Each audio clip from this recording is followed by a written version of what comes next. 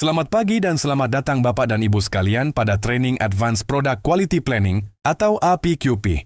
Pada sesi ini kita akan membahas bagaimana kualitas produk direncanakan sejak awal, bukan hanya diperiksa setelah produk selesai.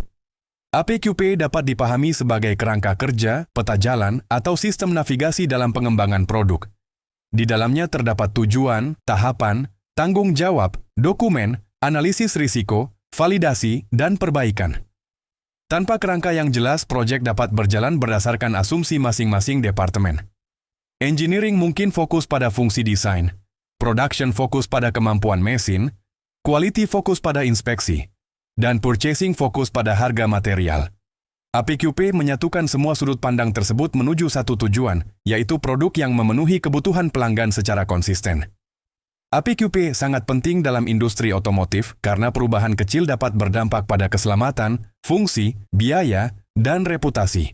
Namun prinsipnya juga relevan untuk elektronik, alat kesehatan, aerospace, dan manufaktur lainnya. Selama training, kita akan melihat hubungan antara kebutuhan pelanggan, desain, proses, pengendalian, pengukuran, dan tindakan korektif. Harapannya peserta tidak hanya mengenal singkatan APQP, tetapi mampu menggunakan cara berpikir APQP ketika mengembangkan produk, memindahkan proses, mengganti supplier, atau menyelesaikan masalah kualitas. Slide 2, Agenda Training. Training ini akan dimulai dari pengantar dan definisi APQP. Bagian ini penting karena setiap departemen dapat memiliki pemahaman yang berbeda mengenai tujuan APQP. Setelah itu kita membahas tujuan dan manfaatnya, termasuk bagaimana APQP mengurangi defect, waste, biaya kualitas, keterlambatan, dan komplain pelanggan. Bagian utama training adalah 5 fase APQP. Fase pertama membahas perencanaan dan definisi program. Fase kedua membahas desain produk. Fase ketiga membahas desain proses. Fase keempat membahas validasi produk dan proses. Fase kelima membahas feedback, assessment, dan corrective action setelah peluncuran. Kita juga akan membahas core tools. FMEA membantu mengidentifikasi risiko. Control plan menjelaskan cara mengendalikan karakteristik penting. SPC membantu membaca kestabilan dan kemampuan proses. MSA memastikan sistem pengukuran dapat dipercaya. PPAP menjadi bukti bahwa persyaratan produk dan proses telah dipenuhi. Setelah itu kita membahas tim cross-functional. Karena APQP tidak dapat berhasil jika hanya dikerjakan oleh quality. Studi kasus bracket mesin baru akan menunjukkan bagaimana 5 fase saling berhubungan. Terakhir, kuis digunakan untuk mengevaluasi pemahaman. Peserta diharapkan aktif berdiskusi, karena penerapan APQP sangat bergantung pada kondisi nyata, proses aktual, data historis, dan persyaratan pelanggan. Slide 3. Apa itu APQP? APQP adalah metode terstruktur untuk mendefinisikan langkah-langkah yang diperlukan agar produk memenuhi kebutuhan dan kepuasan pelanggan. Kata kunci pertama adalah terstruktur. Artinya, pekerjaan tidak dilakukan secara acak, melainkan melalui tahapan dengan input dan output yang jelas. Kata kunci kedua adalah kebutuhan pelanggan. Produk yang terlihat bagus belum tentu memenuhi fungsi, keamanan, umur pakai, atau persyaratan pelanggan. Kata kunci ketiga adalah pencegahan. APQP mendorong tim menemukan risiko sebelum produk dibuat dalam jumlah besar. Dalam pendekatan reaktif, perusahaan menunggu masalah muncul kemudian melakukan sorting, rework, atau inspeksi tambahan. Pendekatan ini sering mahal karena material, tenaga kerja, energi, dan waktu sudah terpakai. Prinsip APQP adalah quality is planned, not inspected. Kualitas direncanakan, bukan hanya diinspeksi. APQP digunakan untuk pengembangan produk baru, perubahan desain, perubahan proses, perpindahan lokasi produksi, perubahan mesin, dan perubahan supplier atau material. Bahkan jika spesifikasi tertulis sama, perubahan sumber material dapat mengubah perilaku proses. Karena itu, validasi tetap diperlukan. Semakin awal risiko ditemukan, semakin murah tindakan perbaikannya. Risiko yang ditemukan pada konsep dapat diubah dengan cepat.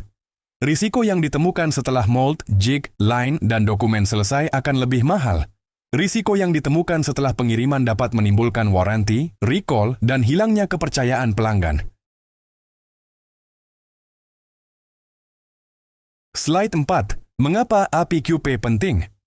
Untuk memahami pentingnya APQP, bayangkan proyek yang berjalan tanpa koordinasi. Engineering merilis desain yang memenuhi fungsi, tetapi tidak menyadari bahwa radius tertentu sulit dibuat. Production mencoba mengatasi masalah dengan cara manual. Quality menemukan variasi besar pada inspeksi. Purchasing memilih supplier baru tanpa melibatkan engineering dan quality. Ketika produksi massal dimulai, defek meningkat, pengiriman terlambat, dan pelanggan mulai mengajukan komplain. APQP mencegah pola tersebut melalui kolaborasi sejak awal. APQP membantu mengurangi risiko kegagalan karena FMEA dan review desain dilakukan sebelum produksi.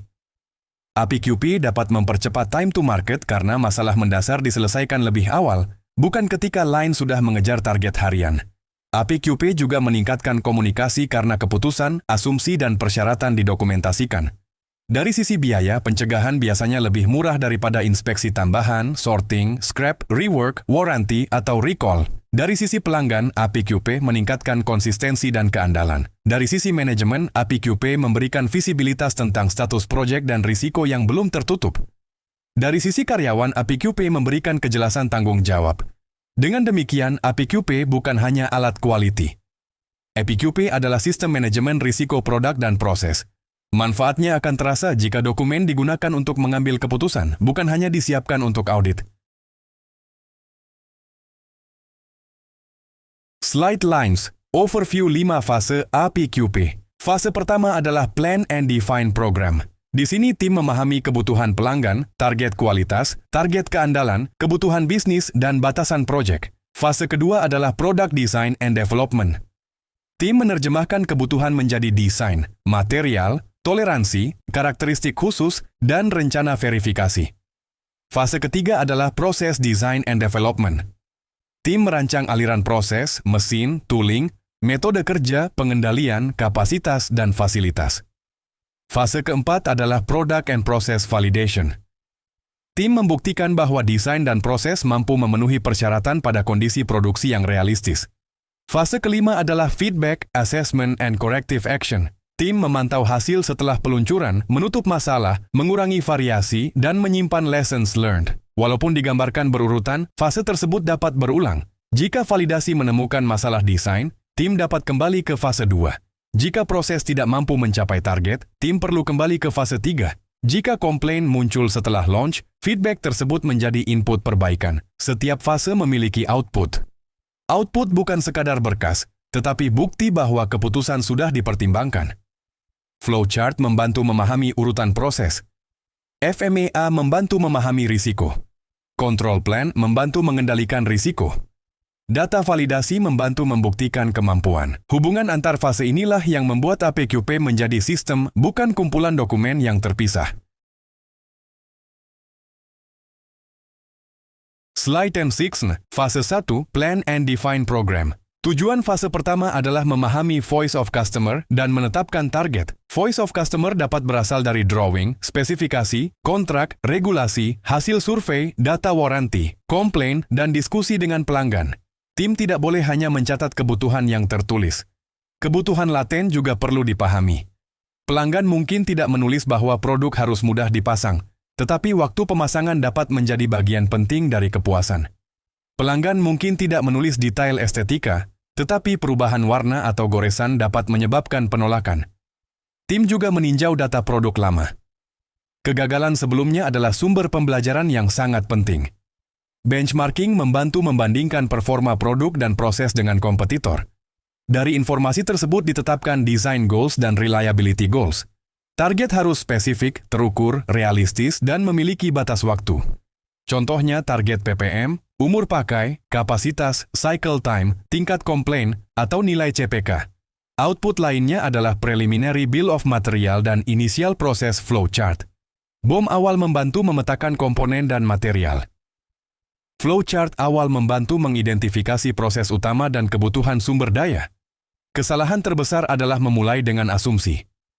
Jika kebutuhan tidak jelas, semua fase berikutnya akan membawa ketidakjelasan itu. Karena itu pada fase 1, tanyakan, konfirmasi, validasi, dan dokumentasikan. Slide 7, Fase 2, Product Design and Development. Fase ini menerjemahkan kebutuhan pelanggan menjadi desain teknis. Engineering menyiapkan gambar, material, toleransi, spesifikasi, karakteristik khusus, serta persyaratan performa. Desain harus memenuhi fungsi, tetapi juga harus dapat diproduksi, dirakit, diukur, dirawat, dan dikendalikan. DFM atau Design for Manufacturing membantu memastikan desain sesuai kemampuan proses. DFA atau Design for Assembly membantu mengurangi kesalahan pemasangan, jumlah komponen, dan waktu assembly. DFMIA digunakan sebagai diskusi sistematis mengenai potensi kegagalan desain. Tim meninjau fungsi, failure mode, efek, cost, current control, dan tindakan perbaikan. Misalnya sebuah bracket dapat retak karena tegangan terkonsentrasi pada sudut tajam. Efeknya dapat berupa getaran, suara, atau kegagalan fungsi. Penyebabnya dapat dikurangi dengan fillet, material yang lebih kuat, ketebalan yang sesuai, atau perubahan geometri.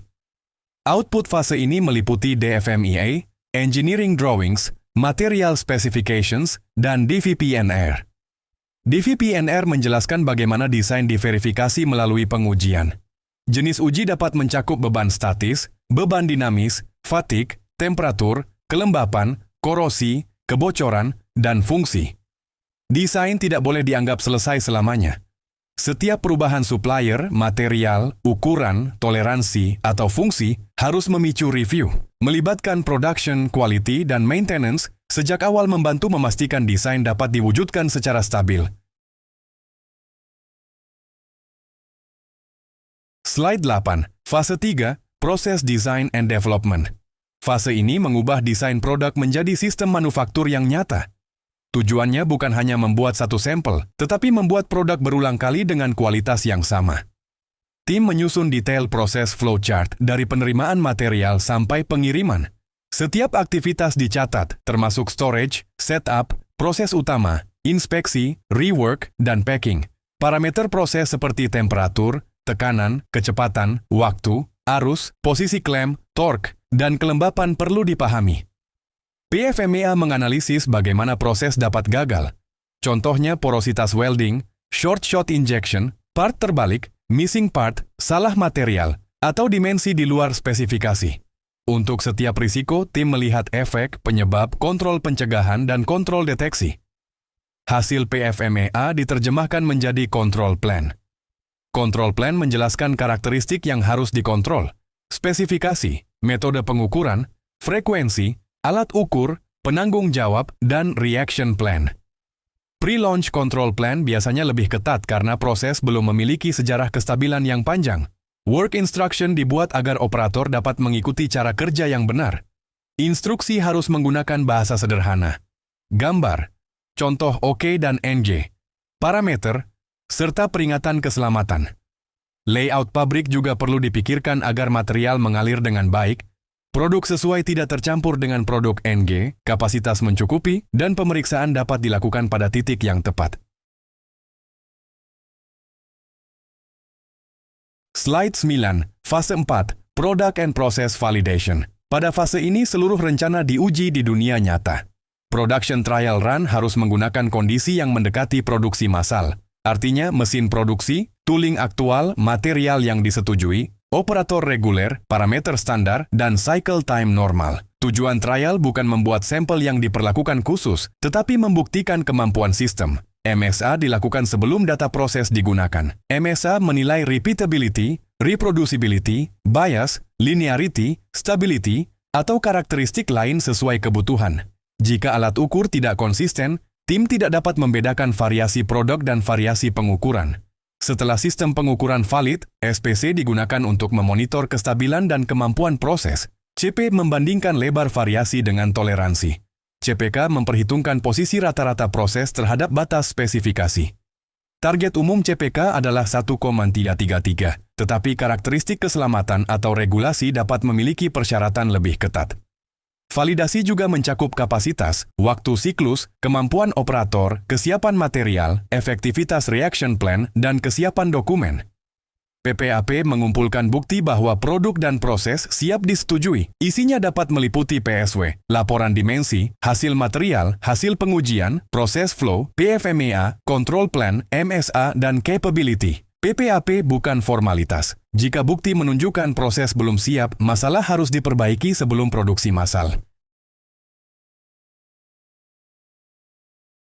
Slide 10. Fase 5, Feedback and Corrective Action. Fase ini memastikan APQP tidak berhenti ketika produksi dimulai. Setelah launch, proses perlu dimonitor melalui data reject, scrap, rework, downtime, audit, complaint, warranty, delivery, dan customer satisfaction. Data dibandingkan dengan target yang ditentukan pada fase 1. Jika muncul masalah, perusahaan harus mencari akar penyebab, bukan hanya menyortir produk. 5 Why membantu memperdalam pertanyaan. Fishbone membantu mengelompokkan penyebab dari sisi man, machine, material, method, measurement, dan environment. Data trend membantu melihat apakah masalah bersifat acak atau meningkat. Tindakan korektif harus dijelaskan dengan jelas. Memiliki PIC, due date, bukti implementasi, dan evaluasi efektivitas. Jika perubahan dilakukan pada proses, PFMEA, control plan, work instruction, dan dokumen terkait perlu diperbarui. Reduction of variation dapat dilakukan melalui parameter yang lebih stabil, preventive maintenance, pokayok, perbaikan jig, training, atau perubahan material. Customer satisfaction metrics dapat berupa jumlah komplain, PPM, warranty, ketepatan pengiriman, dan skor survei. Lessons learned database mencatat masalah, penyebab, tindakan, dan hasilnya agar proyek berikutnya tidak mengulangi kesalahan yang sama. Fase 5 menunjukkan bahwa APQP adalah siklus. Pengalaman produksi menjadi input desain dan proses di masa depan. Slide 11. The core tools of APQP. FMEA adalah alat untuk mengidentifikasi risiko desain dan proses. FMEA membantu tim memikirkan failure mode, effect, cost, current control, dan recommended action. Control plan adalah rencana pengendalian karakteristik penting. Dokumen ini harus konsisten dengan proses flow dan PFMEA. SPC adalah metode statistik untuk memonitor stabilitas dan kemampuan proses.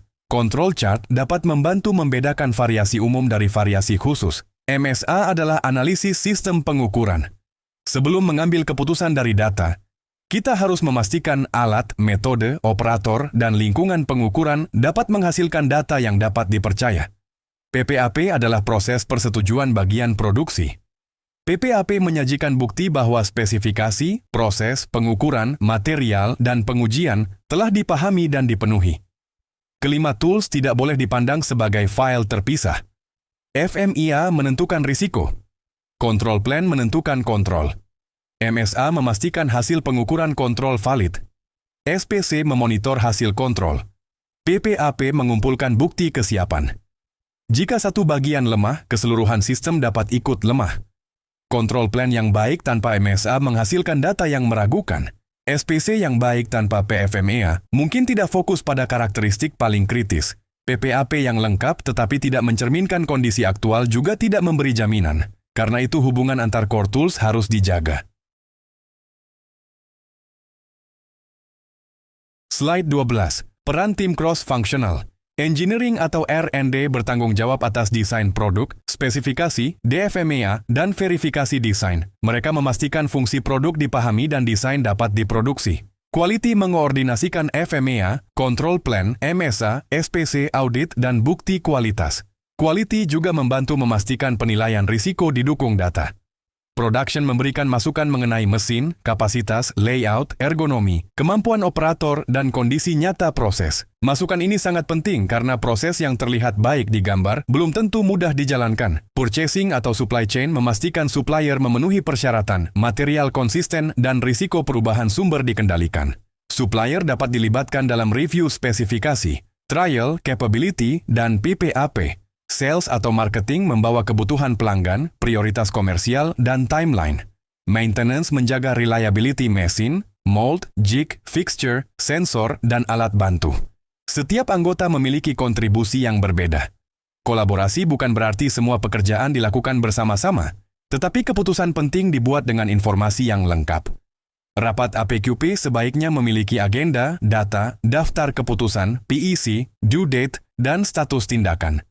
Silo mentality harus dihindari. Ketika departemen hanya melindungi targetnya sendiri, risiko dapat berpindah dari satu bagian ke bagian lain. CFT memastikan tujuan keseluruhan tetap menjadi prioritas. Slide 13.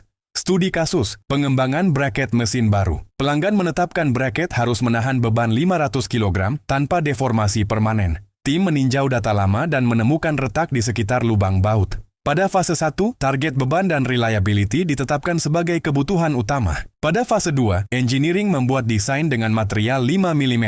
DFMEA menemukan sudut siku-siku sebagai konsentrasi tegangan. Desain diperbaiki dengan fillet radius 3 mm dan DVPNR disiapkan untuk uji statis dan dinamis.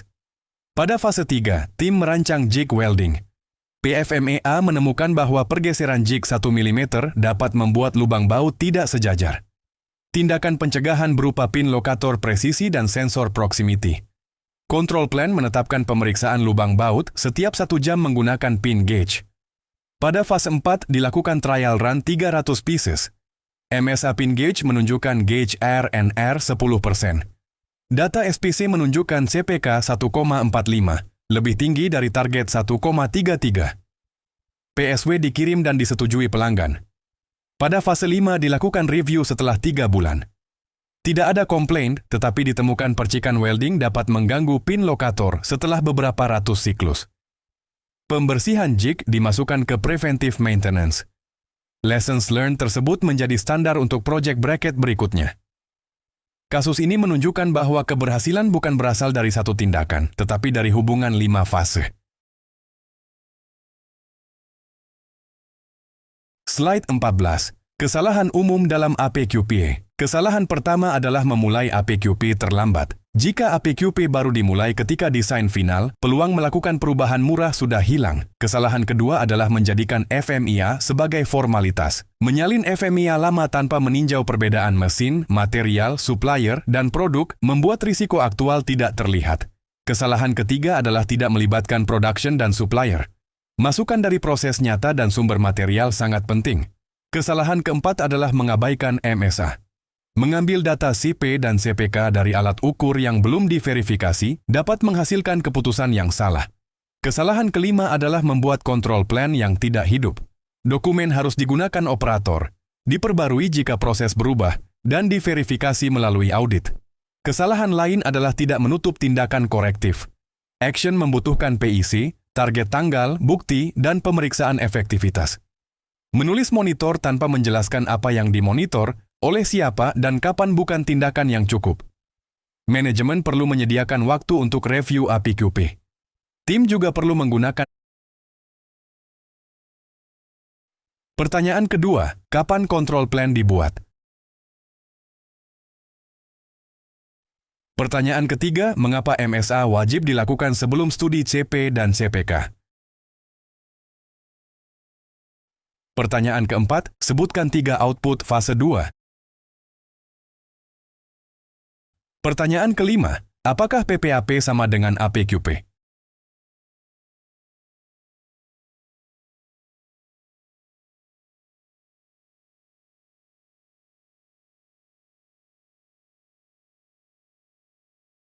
Setelah menjawab, pikirkan juga mengapa setiap jawaban penting. Jika peserta hanya menghafal istilah tanpa memahami hubungan sebab akibat, penerapan di lapangan akan sulit. Sebaliknya, pemahaman yang baik membantu tim menyesuaikan APQP dengan produk dan proses yang berbeda. Slide 16. Kesimpulan, APQP adalah investasi untuk mencegah masalah, bukan sekadar administrasi. Kita telah melihat bahwa proses dimulai dari voice of customer, kemudian diterjemahkan menjadi target, desain, proses, validasi, dan perbaikan. FMEA membantu melihat risiko. Control plan membantu mengendalikan karakteristik penting. MSA memastikan data pengukuran dapat dipercaya. SPC memonitor kestabilan proses. PPAP menjadi bukti persetujuan. Setelah launch, feedback dan corrective action menjaga agar kualitas terus berkembang. Kunci sukses pertama adalah mulai dini. Jangan menunggu deadline atau desain final. Kunci kedua adalah kolaborasi. Libatkan semua fungsi dan supplier yang relevan. Kunci ketiga adalah disiplin data. Jangan mengisi dokumen berdasarkan dugaan jika data aktual tersedia. Kunci keempat adalah living document. Perbarui APQP ketika produk, proses, material, mesin, supplier, atau risiko berubah. Tujuan akhirnya adalah pelanggan puas, proses efisien, biaya rendah, variasi terkendali, dan produk aman serta andal. Kualitas bukan kejadian kebetulan. Kualitas adalah hasil dari perencanaan cerdas, eksekusi disiplin, pengukuran terpercaya, dan perbaikan berkelanjutan. Terima kasih atas perhatian dan partisipasi Bapak dan Ibu. Semoga materi ini dapat diterapkan dalam pekerjaan sehari-hari dan membantu perusahaan